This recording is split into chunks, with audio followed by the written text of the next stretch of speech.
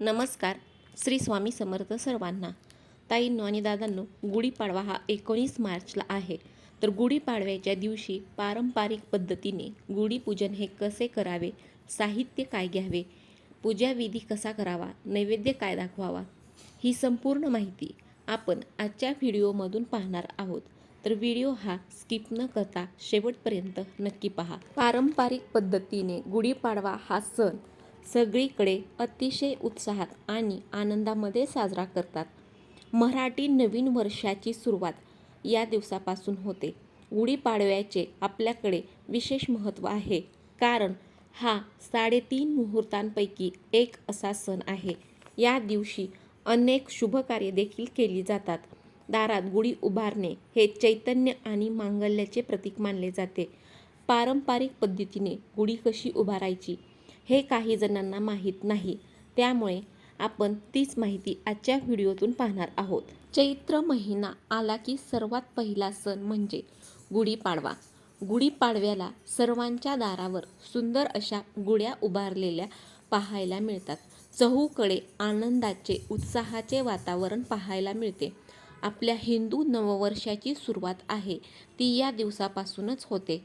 सर्वजण सहकुटुंब, सहपरिवार गुढीची पूजा करून ती दारात उभा करत असतात. पारंपरिक पद्धतीने गुढी उभा करायची असेल तर सर्वप्रथम गुढी उभारण्यासाठी कोणत्या गोष्टी लागतात ते पाहूया. तर गुढी उभारण्यासाठी आपल्याला सर्वप्रथम एक मोठी लांब सडक स्वच्छ धुतलेली काठी, हळद, कुंकू, हार, फुले, दिवा, अक्षता, आंब्यांची डहाळी, साखरेच्या गाठीची माळ, साडी, ब्लाऊज पीस, तांब्याचा कलश किंवा घरातील तांब्या, रांगोळी आणि गोड नैवेद्य हे सर्व साहित्य तुमच्याकडे असले की गुढी उभारताना तुमची घाई गडबड किंवा गोंधळ हा उडणार नाही. पूजा करताना सर्वप्रथम तुम्ही स्वच्छ धुतलेली काठी घ्या. काठीला हळद कुंकू लावून घ्यावे. त्यानंतर छान साडी नेसवावी. साडीसोबत ब्लाऊज पीस देखील जोडावा. लक्षात घ्या की गुढीला नेसवणारी साडी ही नवीन कोरी असावी. ती साडी तुम्ही नेसलेली नसावी किंवा जुनी साडी नसावी. तुम्ही तुमच्या बजेटनुसार साडीही विकत घेऊ शकता, परंतु नवीनच साडी असावी. काठीच्या टोकावर तांब्याचा कलश हा उपडा ठेवावा. कलशाला हळद कुंकू लावून घ्यावे. त्यासोबत हार, साखरेची गाठी आणि लिंबाची डहाळी गुढीला घालावी. मग आपल्या दारावर गुढी ही उभारावी. गुढी उभारल्यानंतर धूप, दिवा, अगरबत्ती दाखवून पूजा करावी. गुढी भोवती छान अशी रांगोळी काढून नैवेद्य दाखवावा. गुढी उभारायची कशी हे तर आपण पाहिले, परंतु गुढी उभारताना सर्वात महत्त्वाचा असतो तो म्हणजे मुहूर्त. आता गुढीपाडवा हा 3.5 मुहूर्तापैकी एक असल्यामुळे दिवसभरात सर्व काळ हा शुभ मानला जातो. तरी देखील मुहूर्तावर केलेल्या गोष्टींचं आपल्याकडे जास्त महत्त्व आहे. त्यामुळे पारंपरिक रीतीने गुढी उभारताना मुहूर्त हा लक्षात घ्यायचा आहे आणि मगच गुढी उभा करायची आहे. शक्यतो तुम्ही गुढी ही 7 वाजल्यानंतर, सकाळी 7 वाजून गेल्यानंतर 7 ते 8:30च्या मध्ये गुढी ही तुम्ही उभारू शकता. 7 वाजल्यापासून ते 8:30 वाजेपर्यंत तुम्ही या वेळेमध्ये केव्हाही गुढी ही उभा करू शकता. 19 तारखेला सकाळी तुम्ही 7 वाजल्यापासून पुढे 8:30पर्यंत गुढी केव्हाही उभा करू शकता. गुढी उभारण्याचा शुभ मुहूर्त हा गुरुवारी 19 मार्च 2026 रोजी सकाळी 6:26 नंतर सुरू होईल. प्रतिपदा तिथी ही 19 मार्चला सकाळी 6:55 सुरू होऊन 20 मार्च पहाटे 4:50 संपणार आहे. विशेष करून सकाळी 7 ते 8:30 या वेळेमध्ये गुढी उभारणे हे सर्वोत्तम मानले जाते. तसेच दुपारी अभिजित मुहूर्त 12:04 ते 12:53 आहे. परंतु प्रयत्न करायचा आहे की शक्य करून सकाळी 7 ते 8:30 या वेळेतच गुढी उभारण्याचा प्रयत्न हा करायचा आहे. तर ताईंनो, गुढी पूजनासाठी लागणारं साहित्य: एक उंच काठी, साडी किंवा ब्लाऊज पीस, साखरेच्या गाठी, कडुलिंबाची पानं, फुलांचा हार, तांब्या, आंब्यांची डहाळी, अष्टगंध, हळद, कुंकू, पाट हे सर्व साहित्य वापरून तुम्हाला पारंपरिक पद्धतीने गुढी ही उभा करायची आहे. गुढी उभारताना मुहूर्तात लक्षात घेऊनच गुढी ही उभा करायची आहे.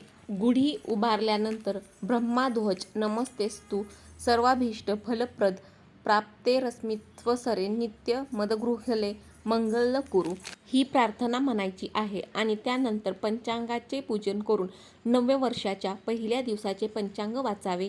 पुढे कडुलिंब, गूळ, जिरे आदी घालून केलेले कडुलिंबाचे पाणी हे घ्यावे. त्यानंतर गुढीला पारंपरिक पद्धतीने केलेला पुरणपोळीचा नैवेद्य हा अर्पण करायचा आहे.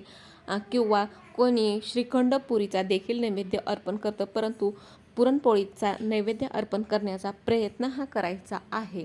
त्यानंतर सूर्य मावळायला लागल्यावर त्याला नमस्कार करून मग गुढी ही उतरवून ठेवायची आहे. गुढीपाडवा हा सण 3.5 मुहूर्तापैकी एक आहे. त्यामुळे या दिवशी नवीन गोष्टींची सुरुवात आणि नवीन खरेदी करण्याला देखील तेवढंच महत्त्व आहे.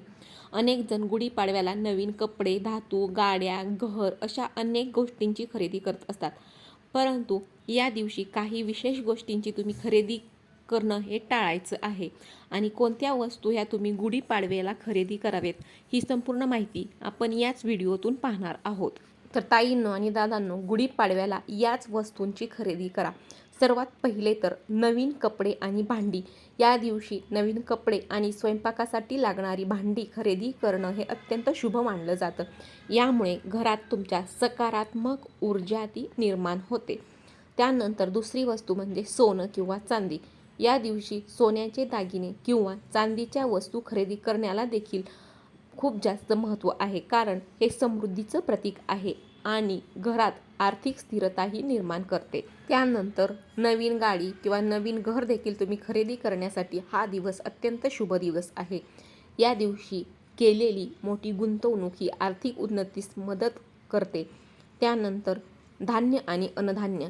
नवीन वर्षाच्या सुरुवातीला तांदूळ, गहू, डाळी आणि इतर धान्य खरेदी केलं तर तुमच्या घरामध्ये समृद्धी ही कायम टिकून राहते आणि अन्नसाठा देखील कायम टिकून राहतो. त्यानंतर गोड पदार्थ. कोणताही सण हा गोड पदार्थाशिवाय पूर्ण होत नाही.